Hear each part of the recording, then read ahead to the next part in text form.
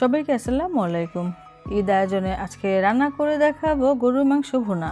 আমরা সব সময় একই রকম গরুর মাংস না রান্না করে এরকম একটু ভিন্ন ধরনের যদি রান্না করি তাহলে সবাই কিন্তু পছন্দ করবে এবং খেয়ে সবাই আপনার প্রশংসা করতে বাধ্য।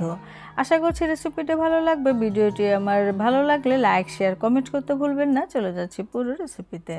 চুলায় একটি হাঁড়ি বসিয়ে দিয়েছি আর এখানে দিয়ে দিচ্ছি পরিমাণ মতো সরিষার তেল। রান্নাটি আমি সরিষার তেল দিয়ে করছি, এতে করে তরকারির স্বাদ আরও বেড়ে যাবে। আমি এখানে আধা কাপের মতো সরিষার তেল দিয়ে দিলাম, সেই সাথে 2টা তেজপাতা ছিঁড়ে দিয়ে দিচ্ছি এবং সেই সাথে কয়েকটা শুকনো মরিচও দিয়ে দিলাম। তো শুকনো মরিচটা আসলে রান্না হতে হতে ভেঙে যায় এবং তরকারির কালারটা কিন্তু বেশ সুন্দর আসে। এখন তেলে কিছুক্ষণের মতো ভেজে নিলাম। দিয়ে দিচ্ছি আমি পেঁয়াজ। এখানে আমি প্রায় 1 কাপের মতো পেঁয়াজ কুচি দিয়ে দিলাম। যেহেতু মাংসটা আজকে একটু ভুনা ভুনা থাকবে সেজন্য পেঁয়াজের পরিমাণটা একটু বাড়িয়ে দিতে হবে। চুলার জালটা এখন মিডিয়াম টু হাইতে রেখে পেঁয়াজটাকে ভুনে নিতে হবে। তবে এর আগে একটা বাটা মশলা তৈরি করব, সেটা আপনাদের সাথে একটু শেয়ার করছি। এখানে আমি 1 চা চামচ পরিমাণে কালো গোলমরিচ নিয়েছি এবং একটি জয়ত্রী ফুল নিয়েছি, সেই সাথে কয়েকটা করে দারচিনি এবং লং নিয়েছি, সেই সাথে 6-7টির মতো নিয়েছি এলাচি। এগুলোকে আমি একটু গুঁড়ো করে নিব বা আপনারা পানি দিয়ে পাটায় বেটেও নিতে পারেন, সমস্যা নেই। এই ফাঁকে আমার পেঁয়াজটা ভুনা হয়ে গিয়েছে। এখন আমি দিয়ে দিচ্ছি প্রায় 2 থেকে 3 টেবিল চামচের মতো আদা রসুন বাটা। দিয়ে খুব ভালো করে একটু ভুনে নিতে হবে যেন আদা রসুনের কাঁচা গন্ধটা চলে যায়। তো আমি নেড়েচেড়ে ভুনে নিয়েছি। তো ভুনা ভুনা একটা কালারও চলে এসেছে। এখন আমি দিয়ে দিচ্ছি স্বাদ অনুযায়ী লবণ। আমি এখানে 2 চা চামচ লবণ দিয়েছি, পরবর্তীতে লাগলে দিয়ে দিব। সেই সাথে এখানে আমি 1.5 চা চামচ হলুদের গুঁড়া এবং 2 চা চামচ দিয়ে দিলাম মরিচের গুঁড়া। ঝালের পরিমাণটা বাইরেও কমে দিতে পারবেন। সেই সাথে 1 চা চামচ উঁচু করে ধনিয়া গুঁড়া দিয়ে দিলাম। আমি কিন্তু 4 চামচ দিয়ে এই মশলাগুলোকে মেপে দিয়েছি, তো সেই অনুপাতে আপনারা মশলাটা দিয়ে দেবেন। কিছুটা পানি দিয়ে এখন মশলাটা খুব ভালো করে কষিয়ে নিতে হবে। আর মশলা যত ভালো করে কষানো হবে তরকারির স্বাদ ততই ভালো আসবে। মশলা কষিয়ে নিয়েছি, এরকম তেলটা যখন উপরে উঠে আসবে তখন আমি সেই কেটে ধুয়ে রাখা মাংস দিয়ে দিব।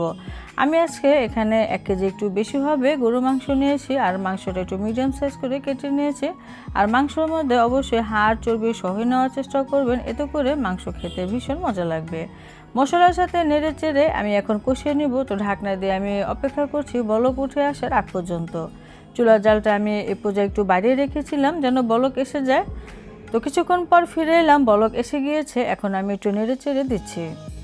এখন চুলার জালটাকে একবারে কমিয়ে রেখে মাংসটা খুব ভালো করে কষিয়ে নিতে হবে। তবে এর আগে সেই গুঁড়ো করে রাখা মশলা দিয়ে দিচ্ছি। আর মশলাটা অবশ্যই হালকা একটু টেলে তারপর ব্লেন্ডারে গুঁড়ো করে নিতে হবে। তো অর্ধেকটা আমি দিয়ে দিলাম, বাকি অর্ধেকটা পরবর্তীতে ব্যবহার করব। তো এখন আমি একটু নেড়ে চেড়ে মিশিয়ে দিলাম। চুলার জালটা এখন একবারে কমিয়ে রেখে আমি অপেক্ষা করছি মাংস পুরোপুরিভাবে কষিয়ে নেওয়ার আগ পর্যন্ত। তো মাংস কষানো হয়ে গিয়েছে, কালারটা দেখে নিশ্চয়ই বোঝা যাচ্ছে। আমি 20 মিনিট পরে ফিরে এলাম।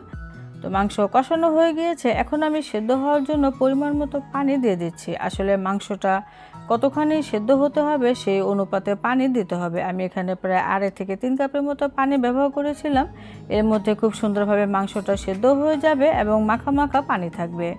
তো ঢেকে আমি অপেক্ষা করলাম মাংসটা সেদ্ধ হয়ে আসার আগ পর্যন্ত। মানে প্রায় সেদ্ধ হয়ে গিয়েছে, পুরোপুরি সেদ্ধ এখনও হয়নি।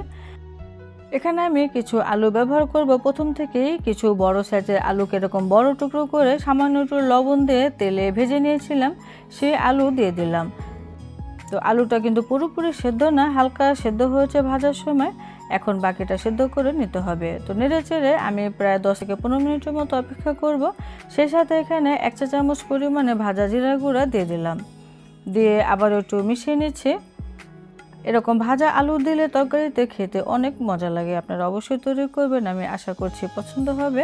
এখন ঢেকে অপেক্ষা করছি মাংস আলু পুরোপুরিভাবে সেদ্ধ হয়ে আসার আগ পর্যন্ত। তো মাংস সেদ্ধ হয়ে গিয়েছে, আমি একটু চেক করে নিয়েছিলাম এবং মাখা মাখা একটা ভাবও রয়ে গিয়েছে। এখন আমি 2টা বড় সাইজের টমেটো এরকম 4 টুকরো করে কেটে দিয়ে দিলাম এবং ভিতরের বিচি অংশটা কিন্তু কেটে ফেলে দিয়েছি। সেই সাথে কাঁচামরিচও দিয়ে দিচ্ছি ফ্লেভারের জন্য। এই মাখা মাখা তরকারিটা খেতে অত্যন্ত মজার। আমি আশা করছি আপনারা তৈরি করলে সবাই খেয়ে প্রশংসা করবে। তো বাকি সে মশলাটুকু আমি দিয়ে দিলাম। তরকারিটা প্রায় আমার হয়ে এসেছে। এখন নেড়েচেড়ে মিশিয়ে তো আমি 5 মিনিটের মতো ঢেকে রেখে দিয়েছিলাম। চুলার জালটা একেবারে লোতে ছিল যেন তেলটা খুব সুন্দরভাবে উপরে উঠে আসে।